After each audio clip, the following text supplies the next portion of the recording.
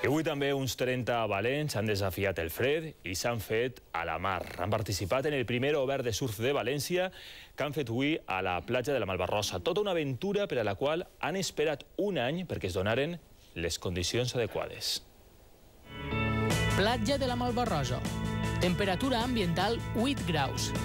Però a l'aigua els termòmetres pugen fins als 14. S'atrevirien vostès a entrar? Ells ho estaven desitjant. I és que per poder fer una trobada d'aquestes característiques s'han de donar una sèrie de condicions. Es un campeonato que lleva año y medio de espera porque no nos han salido las condiciones adecuadas y es un día espectacular, con sol, buenas olas, un ambiente extraordinario. Es concentren, es preparen i a l'aigua. Una vegada allí, toca esperar la millor ona. La seva passió és, per damunt de tot, arribar a dominar la mar. Per això desafien el clima en un dels dies més freds per ara d'este hivern. Me parece bastante importante que se celebren campeonatos de este nivel ya en la Comunidad Valenciana. Esta competició ha reunit una trentena de surfistes de tot Espanya.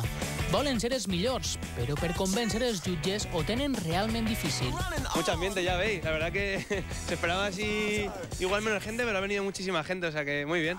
Tant de temps d'espera, al final ha valgut la pena. És la primera edició i ja estan desitjant que un dia com avui, en tan bon onatge, no tarda a arribar.